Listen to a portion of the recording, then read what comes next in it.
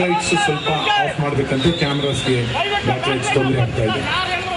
Back lights ಕ್ಯಾಮ್ರಾಗೆ face ಆಗುವಂಥ lights ಸ್ವಲ್ಪ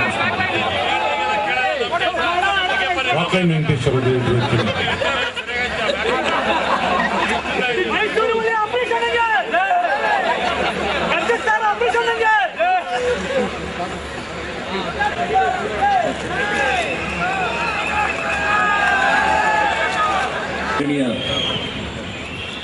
ಸಮಾರಂಭದ ವೇದಿಕೆಯಲ್ಲಿ ಉಪಸ್ಥಿತರಾಗಿರುವ ಎಲ್ಲ ಗಣ್ಯ ವ್ಯಕ್ತಿಗಳೇ, ಎಲ್ಲಕ್ಕಿಂತ ಹೆಚ್ಚಾಗಿ ಈ ದಿನದ ಕೇಂದ್ರ ಬಿಂದು, ಆಕರ್ಷಣೀಯ ಬಿಂದು, ಧ್ರುವತಾರೆ, ನಮ್ಮ ನೆಚ್ಚಿನ ಮೆಚ್ಚಿನ ರಾಜಣ್ಣ ಅವರು.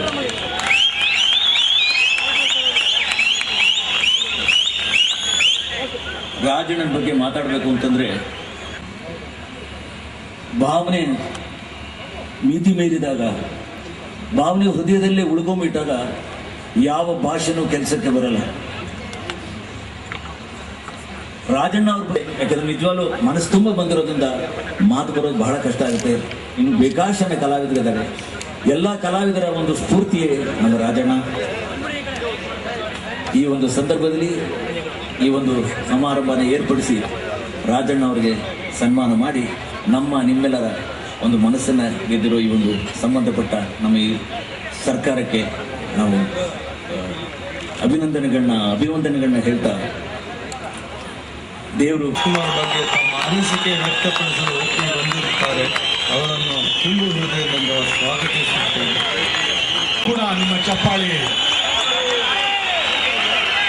ಮುಖ್ಯಮಂತ್ರಿ ಚಂದ್ರು ಅವರಿದ್ದಾರೆ, ಅವ್ರಿಗೂ ಕೂಡ ನಿಮ್ಮ ಚಪ್ಪಾಳಿ.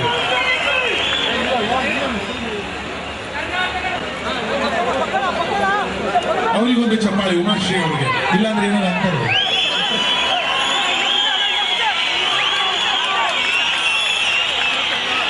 ಹೇಗಿದೆ ಈ ಮಿಲನ?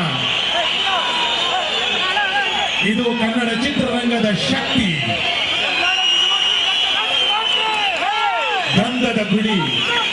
ಈ ಗಂಧದ ಗುಡಿ ಶಕ್ತಿ, ತ್ರಿಮೂರ್ತಿಯ ಶಕ್ತಿ, ನಿಮ್ಮೆಲ್ಲರ ಚಪ್ಪಾಳೆಯ ಶಕ್ತಿ, ಈ ತ್ರಿಮೂರ್ತಿಗಳ ಶಕ್ತಿ. ವಿಷ್ಣುವರ್ಧನ್ ಅವ್ರನ್ನ ನೋಡಿದ್ರೆ 18 ವರ್ಷ ಆಗಿದೆ ಈಗ ಅನ್ಸುತ್ತೆ.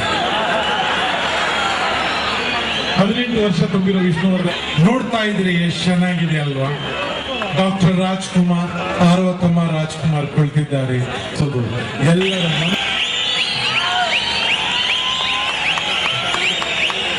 ಅಲ್ಲದೆ ಈ ಸಮಾರಂಭಕ್ಕೆ ಬಂದಿರುವ ಎಲ್ಲ ರಾಜ್ಯಸಭಾ ಹಾಗೂ ಲೋಕಸಭಾ ಸದಸ್ಯರಿಗೂ ಸ್ವಾಗತ.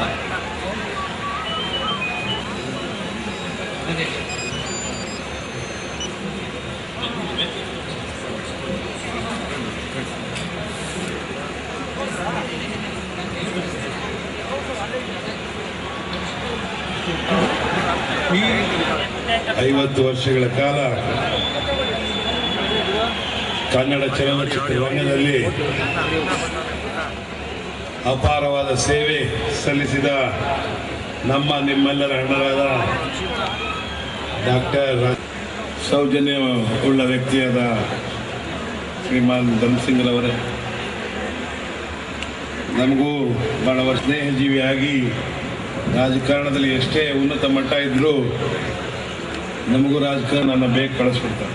ಅದಕ್ಕೋಸ್ಕರ ಇಷ್ಟೊಂದು ದಿನ ಅಪಾರವಾದ ಕಲಾವಿದನ ಜೀವನ ಯಾವ ರೀತಿ ಅವರು ಸಾಗಿಸಿದ್ದಾರೆ ಅಂತ ಕೇಳೋದಕ್ಕೆ ನಾನು ಕೂಡ ಬಂದಿದ್ದೇನೆ. ಹೆಚ್ಚು ಸಮಯ ನಿಮ್ಮದು ತಗೊಳ್ಳೋದಿಲ್ಲ. ಆದರೂ ನಾನು ಕೂಡ 33 ವರ್ಷಗಳ ಕಾಲ ಚಲನಚಿತ್ರ ರಂಗದಲ್ಲಿ ಜೀವನ ಮಾಡೋದು. ನಾನು ಅವ್ರ ಮನೆಗೆ ಹೋದಾಗ ಅವ್ರ ಎಲ್ಲ ಕತೆ ಮಾಡಬೇಕಾದ್ರೆ ಏನು, ನಿಮ್ಗೆ ಯಾವ ರೀತಿ ಪಾತ್ರ ಏನು ಅಂತ ನಾನು ಕೇಳಕ್ಕೆ ಹೋಗಲಿಲ್ಲ. ನಾನು ಇಷ್ಟೇ ಹೇಳಿದೆ, ಅವ್ರು ನನಗೆ ಹೊಡಿಬಾರ್ದು, ನಾನು ಅವ್ರಿಗೆ ಹೊಡಿಬಾರ್ದು, ಅವ್ರು ನನಗೆ ಬೈಬಾರ್ದು, ನಾನು ಅವ್ರಿಗೆ ಬೈಯಲ್ಲ. ನೀನು ಏನಾದರೂ ಚಿತ್ರ ಮಾಡಿ ನಾನು ಪಾತ್ರ ವಹಿಸ್ತೀನಿ ಅಂತ ಹೇಳಿ. ಆದರೆ ಅವರ ಗುಣ ಏನು ಅಂತ ನಿಮ್ಗೆ ಹೇಳ್ತೀನಿ, ಅದು ಗೊತ್ತಿರೋದಿಲ್ಲ ಜನಕ್ಕೆ. ಅಷ್ಟು ದೊಡ್ಡ ಕಲಾವಿದರು ಅವರ ಮೊದಲೇ ಎಲ್ಲರಿಗೂ ಎಚ್ಚರಿಕೆ ಕೊಟ್ಟರು, ಯಾವುದೇ ಕಾರಣದಲ್ಲಿ ಎಲ್ಲೇ ಪಬ್ಲಿಸಿಟಿ ಮಾಡಲಿ, ಎಲ್ಲೇ ನನ್ನ ಫೋಟೋ ಹಾಕಲಿ, ಅಂಬರೀಷ್ ಫೋಟೋ ಅದಕ್ಕಿಂತ ಅರ್ಧ ಇಂಚು ಉದ್ದ, ಡಬಲ್ ಡಿಗ್ರಿ ಅಲ್ಲ.